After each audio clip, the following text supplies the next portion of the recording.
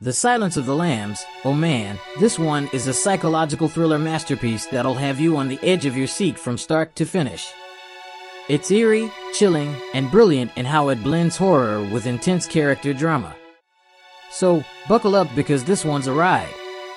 We dive right into the story with Clarice Starling, played by Jodie Foster, this young, smart, and ambitious FBI trainee. She's tough, but has this quiet vulnerability about her, and you can sense that she's trying to prove herself in a male-dominated world.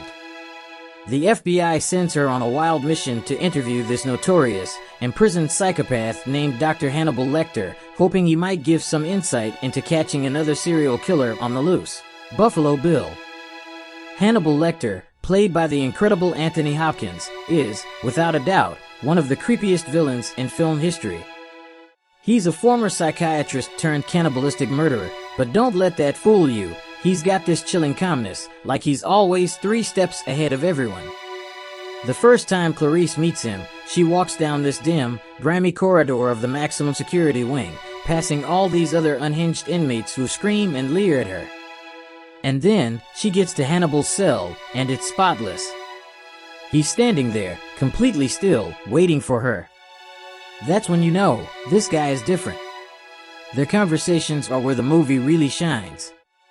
Hannibal is fascinated by Clarice. He can tell she's smart and that she's got some trauma buried deep down, and he toys with that, making their interactions this dark mental chess game.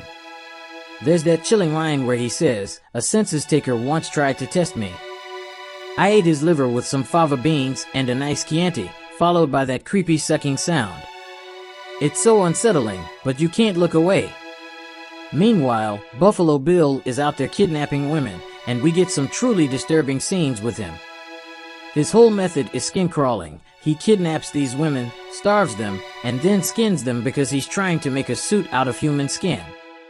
Yeah, it's as horrifying as it sounds. His signature move is lowering a basket into a well with his victims inside, and his chilling line, "It rubs the lotion on its skin, or else it gets the hose again," is one of the most memorable, spine-tingling moments in the movie. As Clarice digs deeper into Buffalo Bill's psyche with Hannibal's help, things get more intense. Hannibal starts playing mind games with her, giving her cryptic clues that lead her closer to finding Bill, but at the same time, you can tell he's enjoying watching her squirm, trying to figure him out. He's always in control, even when he's behind bars. There's a scene where he's transferred to another facility, and what happens next is pure horror brilliance.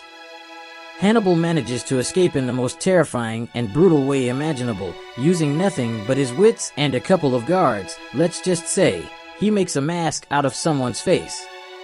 It's beyond gruesome, but also insanely clever. Now, Clarice's hunt for Buffalo Bill leads her to the climax of the film, which is one of the most heart-pounding sequences ever. She ends up at Bill's house, not fully realizing who he is until it's almost too late. He's watching her through night vision goggles as she stumbles around in the dark basement, and you're holding your breath the whole time. The tension is unbearable, you feel every second of it. But Clarice, being the badass that she is, manages to outsmart him in that final terrifying moment. The relief when she finally catches him is huge, but at the same time, there's this lingering dread because Hannibal Lecter is still out there, free.